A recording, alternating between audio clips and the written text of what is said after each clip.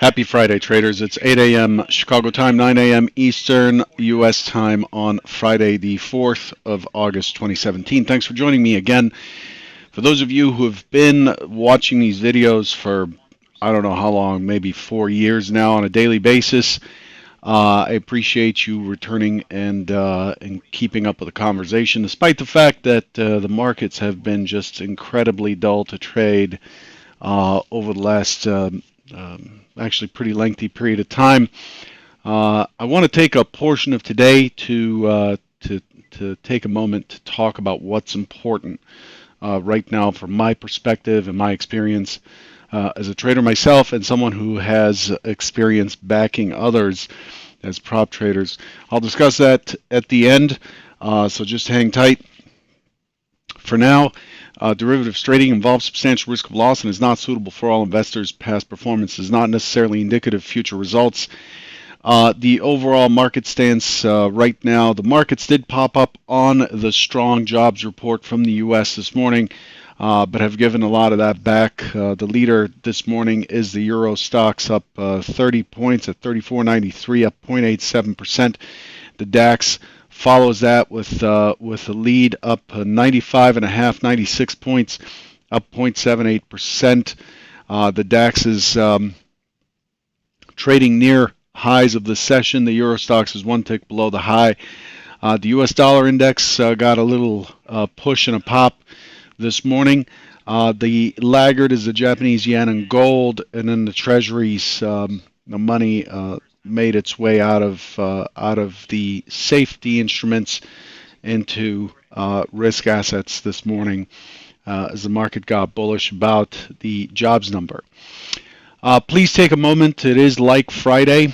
It's like Friday today. Please take a moment to hit the like or thumbs up button on YouTube to give this thumbs up, this video a thumbs up. I would appreciate it. I'll remind you later again.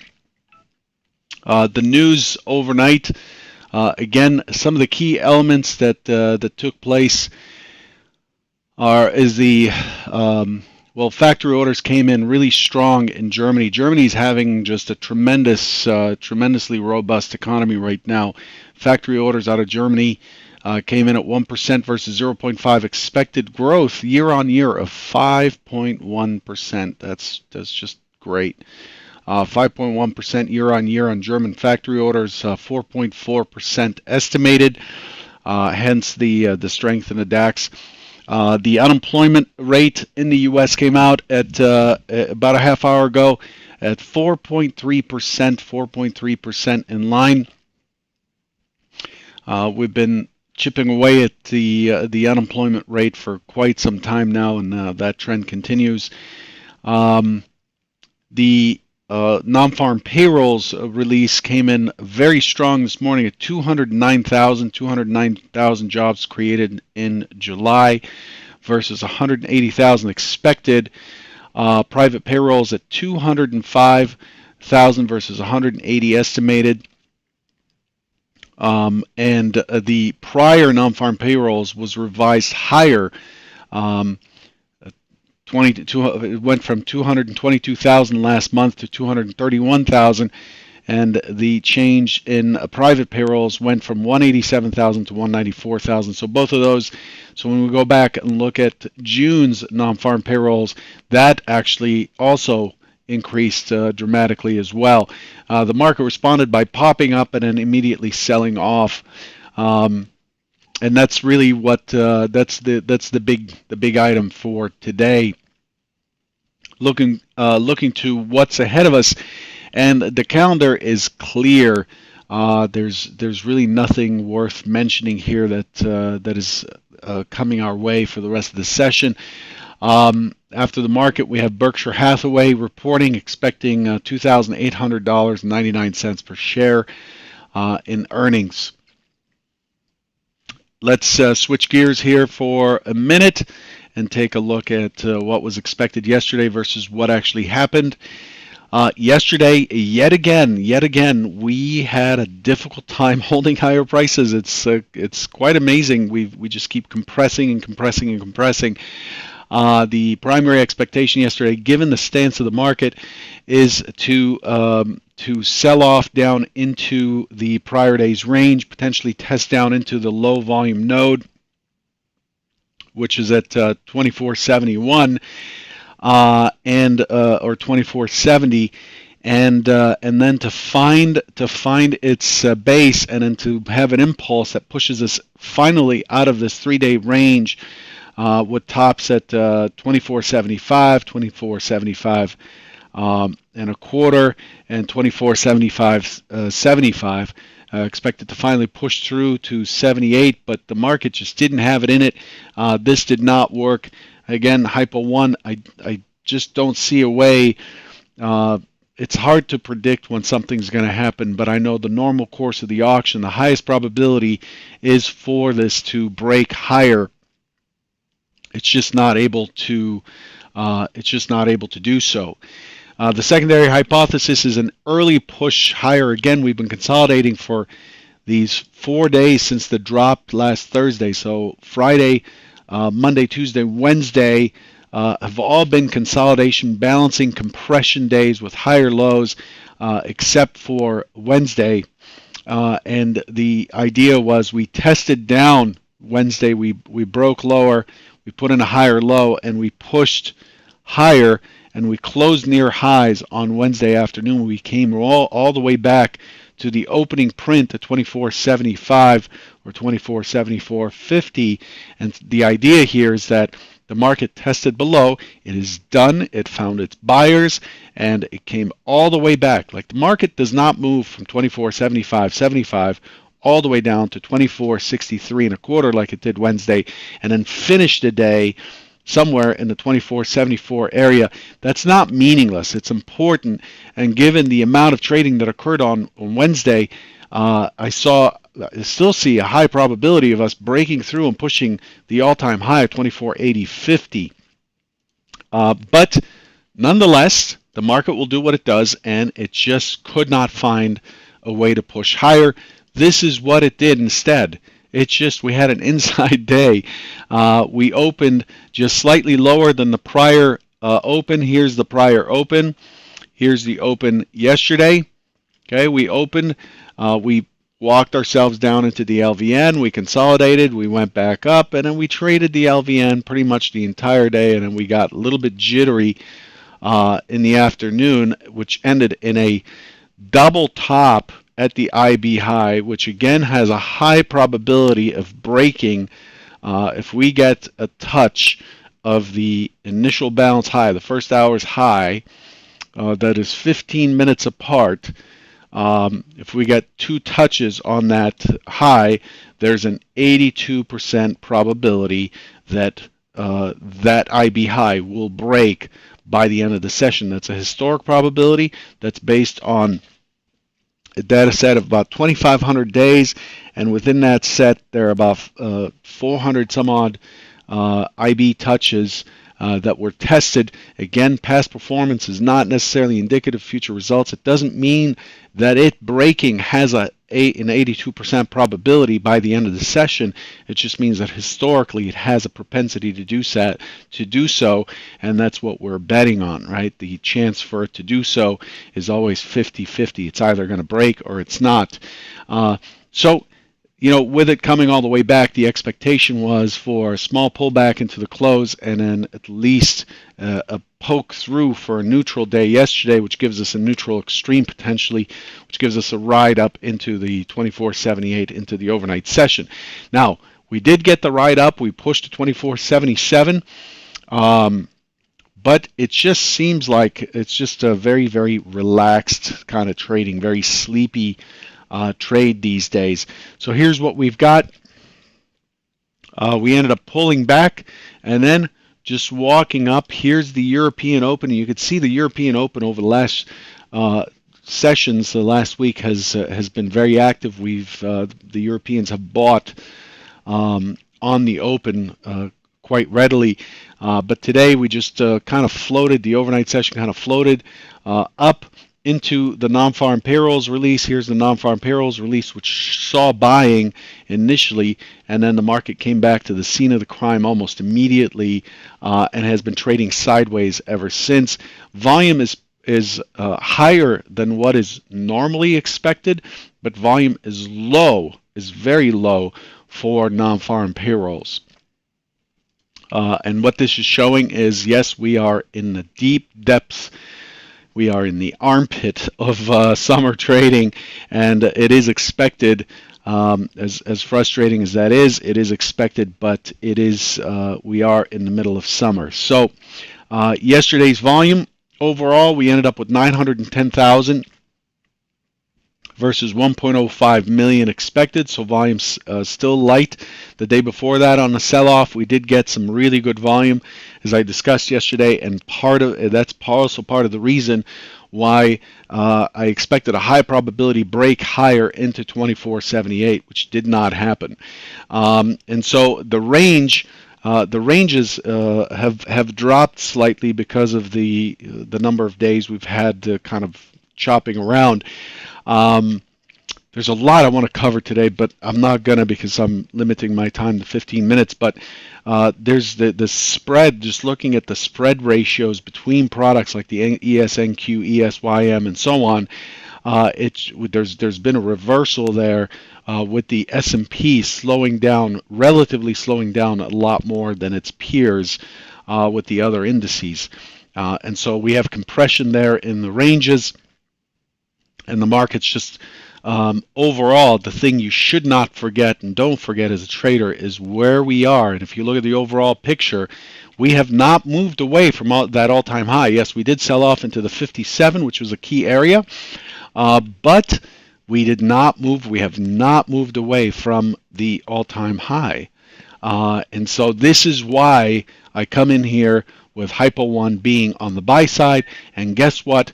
That's what it's going to be today, because that's what the auction process follows. Here we are again, opening at 24.75, 24.74 again. Just amazing. We started out over here on the 31st at 24.74 even, 24.74.50, 24.74.75. We dropped a little bit yesterday, and then today 24.74 again, 24.74.50, 24.75. So we end up with this this kind of formation that is just consolidating, keeps compressing to the upside, and the pattern is that it breaks lower, but we just keep returning to this price very readily. So the market's finding its buyers lower easily, but is not getting buyer participation to the upside when it attempts to test higher like it did over here. It just finds sellers right away. So we're stuck in this tight range of about 10 points over the last few days. We poke through it here and there, but overall, we're just not moving away. We're not moving away from the all-time high, which is right here, 24.80.50, and we're not dropping below the low volume node at 24.60. So we're in a 20-point range here for about 2 weeks, and holding steady. Very, very, very, very, very wound up and tight market this morning. Here's what we did so that was the, what have we done yesterday, and how does that fit into the overall context? Here's what we did on the non-farm payrolls release. Here's the NASDAQ. And if you look at how it's behaving here, it's really interesting. There's the number. We see that as the market moves up, we see a relatively strong offers up here. The brighter the color, the brighter it is to white, the more offers there are, or the heavier the book is in that area, or the heavier the orders are in that area. And you can see that immediately after the number, it spiked up. The number was strong, came right back to the SOC, and then we get the real move. So 3 waves, right? 1, 2, 3. The third wave is generally the wave that the market continues to participate in. This is true for FOMC. This is true for non-farm payrolls, statistically. And then it pushes right up. All these orders cancel, and then it falls right back to the SOC, or the scene of the crime, and then we start to walk back up. And as we walk back up, all these offers start to come in, but they don't really trade, and then the market just peters out and falls right over. And we're back in the NASDAQ, back to 5,900, which is where we were yesterday. So overall, it just hasn't accomplished anything, and in fact, we have sold off from the SOC. Or the point from which the non-farm payrolls came out, just showing the NASDAQ showing a fair amount of weakness there. In the S&P, we see similar behavior. Here are your bids canceling. See how it turns gray to black? Bids canceling as we approach the 730 point. That is the point where the number was released. Here are the algos turning off, the market makers turning off, and then the book gets really thin. You get the non-farm payrolls push. As soon as it turns, then you get all of these offers stepping in. As soon as it turns, that's just the behavior of algos, and then the market begins right here. Turn the machines back on right there. You see that line there where the depth starts coming back into the market about 15 minutes in, and then the market just goes into a sideways trade as it has been. To me, again, I know this is sacrilegious to many of you, I'm sure. To me, the ES is not an ideal trade. I just don't see that great an opportunity. I've been talking about to folks who've asked. I've been talking to them about doing some homework on other products that provide a little more rotations. To me, the NASDAQ has been pretty good. The other one is the RTY, which is still thin, but moves around pretty good. I mean, it doesn't trade every price like the Russell on ICE does, but the volume's still continuing to grow here on a relative basis, on a percent of total volume between the ICE and the CME exchange on the Russell. It continues to grow, but at least with the ICE version, you don't have to pay more to get the data, the real-time data. It's included in your package for the ES and NQ. I think it's a very worthy product to study. So I just wanted to show you that. I know this is getting lengthy, and I did want to cover a small topic, but for now, for those of you who want to run off, let's look at what we are expecting today. Again, let's look at the overall context and start including, watch this profile over here. Watch how this profile is growing and where the volume's going as we trade. You could see how bulky and fat this MC has been since the gap up from the 19th. You could see how fat and ready this profile is. I mean, it is really primed. Look at that. We don't see that often where we have a stubby and very well distributed, very Gaussian. See how it's getting more and more Gaussian, or more and more bell-shaped?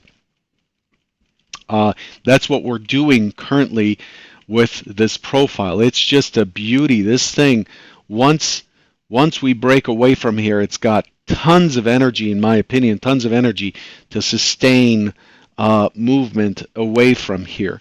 But the market has, as I said, has been dull, and it's just been tough to play with. Overall, we're opening just above the prior day's range. We are opening inside of the open of the prior few days. The general behavior is that the market will sell off. Unfortunately, I have to stick to my plan and look at the principles of the auction.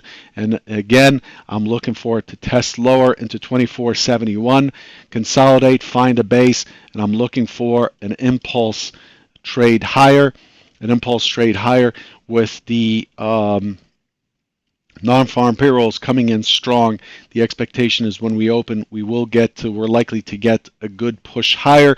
The overnight inventory is pretty balanced, so I'm looking for it to push to 78 and then finally conquer the 78 and then just sit up here and sit sideways for the rest of the session. So I'm looking for an impulse, I'm looking for a continuation, and for the market to just go sideways into the rest of the afternoon.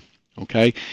Secondary hypothesis: open, make an attempt at the high, get an impulse down, and then start to move back down towards yesterday's POC, which is also the POC from Friday, POC from Monday, and we're back in line with balance. Consolidate there for a little bit, make another attempt, and then a higher low, and then we're back to 24.75, 24.75 by the close. That's hypo 2. Okay. Again, you can come up with your own hypo 3, 4, and 5. Generally, I come in with 5 plans, and I cover those. Before you guys leave, I know I'm over my time here. It's been 20 minutes. I want to remind you, while we're going through this slow part of the summer, and this is typical of trading, I want to remind you of what you should be focused on. For those who are struggling to see things through, to make ends meet as far as trading's concerned, it is very, very sexy to go and try something new and then try something else new, and your focus is on the technical side of trading. Your focus is on what the only way I can make money is to find something that pays with very little risk. And I'm going to tell you that you're chasing a unicorn. It is not the way to pursue your goals in trading. This is a time to stick with what you know and to hone it in, work out your errors, and just focus on executing very well. Focus on being disciplined. Focus on sticking to your plan, because this is when you're going to get tested. It is not a good time to just turn on your computer, see if it's moving, turn it off, and go away, because you will not be prepared for the next cycle, which is an imbalance cycle, which is likely to be an imbalance cycle. The market can only be imbalanced for so long before it gets out of balance, and that's when we get volatility, a volatility breakout movement. I don't know what catalyst there will be for that to happen, but this is the time for you to exercise discipline. Instead of focusing on constantly coming up, looking at forums and things and looking for new ideas and new ways to trade, and this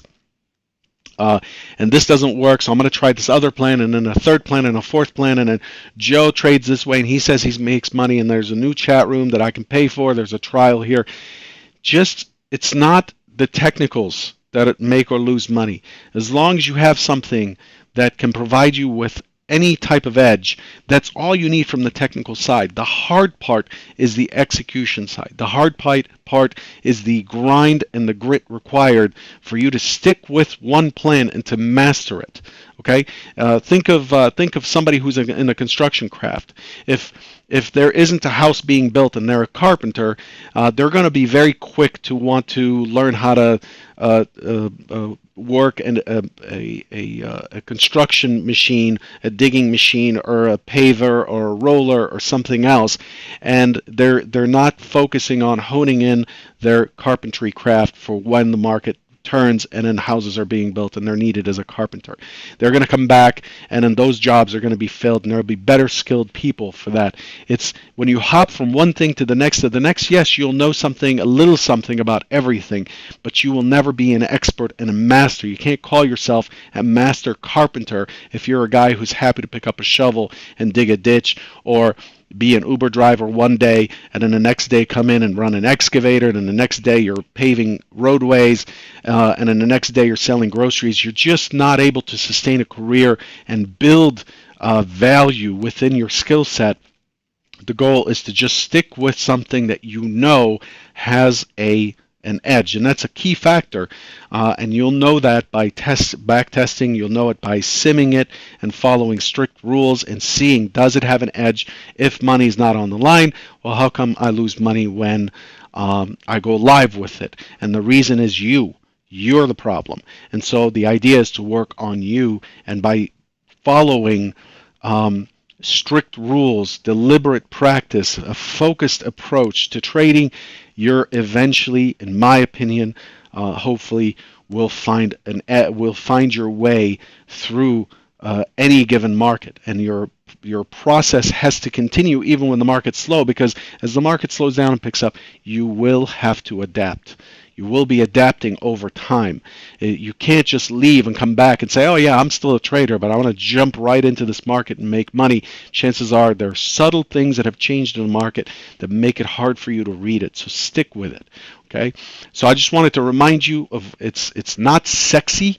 It's not sexy. What I'm saying is not sexy. It's not going to make you gobs of money today, but this is the business that we're in. And it's the business that you would be in no matter what you're doing. A lawyer, accountant, whatever, insurance salesman. There's going to be a point where you're not going to be able to hit the numbers that you'd like, and it's important to stick through. As long as the industry that you're in is not dying, and I don't believe it is, then just stick with honing your skills. This is a time to sharpen your blades for the next battle. Okay? Good luck. Happy Friday, and I'll catch you soon. Take care.